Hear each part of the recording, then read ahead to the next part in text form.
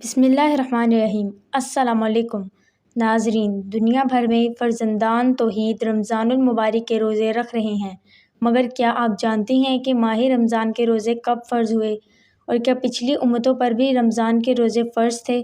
انبیاء کرام علیہ السلام روزے کب رکھتے تھے؟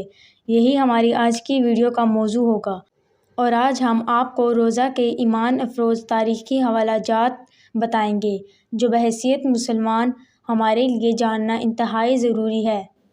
تو ناظرین، اللہ رب العزت قرآن مجید فرقان حمید کی سورہ بقرہ کی آیت نمبر 183 میں ارشاد فرماتا ہے: یا ایھا الذین آمنوا کتب علیکم الصیام کما کتب علی الذین من قبلکم لعلکم تتقون۔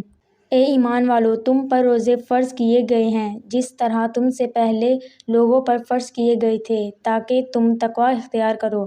ناظرین، روزہ بنیادی طور پر کسی مذہبی حکم کی بنا پر کسی خاص کام کرنے، چیز استعمال کرنے، خاص کھانے یا تمام کھانے پینے کی اشیاء سے مخصوص وقت تک خود کو اپنی مرضی سے روکے رکھنے کا نام ہے۔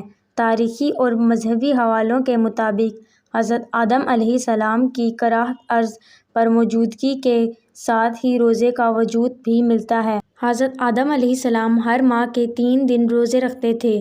بعض مفسرین نے اسے جنت سے باہر بھیجے جانے کے بعد صیام توبہ قرار دیا ہے۔ اس طرح حضرت آدم علیہ السلام ایک سال میں 36 دن کے روزے رکھتے تھے۔ حضرت آدم علیہ السلام کے دور میں ایام بیض یعنی ہر ماہ کے 13، 14 اور 15 تاریخ کے روزے فرض تھے۔ ایام بیض ان دنوں کو کہا جاتا ہے جب چاند مکمل اور پورا روشن ہوتا ہے، جسے عرف عام میں 14ویں کا چاند بھی کہتے ہیں۔ ناظرین، حضرت نوح علیہ السلام نے بھی حضرت آدم علیہ السلام کے طریقے پر ہر ماہ انہی 3 دن کے روزے رکھے جن میں چاند اپنی صورت مکمل کرتا ہے۔ ان روزوں کو عظیم طوفان سے نجات پر صیام شکر کا نام دیا گیا۔ البتہ حضرت داؤد علیہ السلام کے روزے کا طریقہ مختلف ہوتا تھا۔ امام الانبیاء جناب محمد رسول صلی اللہ علیہ وآلہ وسلم کے فرمان کے مفہوم کے مطابق وہ ایک دن روزہ رکھتے اور ایک دن افطار کیا کرتے، گویا کہ وہ سال میں تقریباً 182 دن روزہ رکھا کرتے تھے۔ ناظرین، تاریخی ذرائع کے مطابق حضرت سلیمان علیہ السلام ہر ماہ 9 دن روزے رکھا کرتے تھے۔ وہ مہینے کے آغاز پر 3 دن، مہینے کے درمیان میں 3 دن اور مہینے کے آخر میں 3 دن روزہ رکھا کرتے۔ حضرت ابراہیم علیہ السلام بھی حضرت آدم علیہ السلام کے طریقے پر ہی ہر ماہ 3 دن روزے رکھا کرتے تھے۔ بعض روایات کے مطابق ابراہیم علیہ السلام پورے مہینے کے روزے رکھا کرتے تھے۔ ناظرین، حضرت موسیٰ علیہ السلام کے روزوں کا طریقہ کار مختلف تھا۔ بعض مفسرین کا کہنا ہے کہ اللہ رب العزت نے جناب موسیٰ علیہ السلام کو افطار کے بغیر مسلسل 30 روزے رکھنے کا حکم دیا، یہاں تک کہ وہ اللہ سے ملاقات کریں اور ہم کلامی کا شرف حاصل کریں۔ تاہم موسیٰ علیہ السلام نے روزے پورے کرنے کے بعد اس بات کو پسند نہ کیا کہ وہ اپنے منہ کی بو کے ساتھ اپنے پروردگار سے ملاقات کریں۔ انہوں نے ایک پیڑ سے شاخ لے کر اس سے مسواک کی۔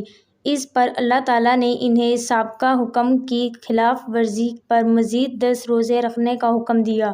قرآن مجید فرقان حمید میں حضرت مریم علیہ السلام کے روزے کا ذکر بھی ملتا ہے، تاہم وہ لوگوں کے ساتھ بات چیت نہ کرنے کا روزہ تھا، یعنی خاموشی کا روزہ۔ سورہ بقرہ کی آیت 183 حضرت آدم علیہ السلام سے لے کر تمام انبیاء اور پھر جناب امام الانبیاء محمد رسول صلی اللہ علیہ وآلہ وسلم تک تمام امتوں کو شامل کرتی ہیں، اور جس طرح نماز کی عبادت سے کوئی شریعت اور کوئی امت خالی نہیں تھی، اسی طرح روزہ بھی ہر شریعت میں فرض رہا ہے۔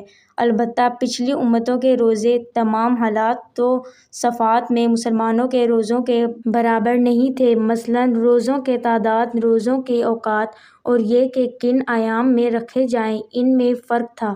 رمضان المبارک کے روزے دیگر امتوں پر فرض نہیں تھے، اور اس امت پر رمضان کے روزوں کی فرضیت ہجرت کے 1.5 سال بعد 10 شعبان المکرم سن 2 ہجری کو مدینہ منورہ میں ہوئی۔ ناظرین، روایات کے مطابق روزے کی فرضیت کا حکم 2 صدی ہجری میں تحویل کعبہ کے واقعے سے 10 روز بعد ماہ شعبان میں نازل ہوا۔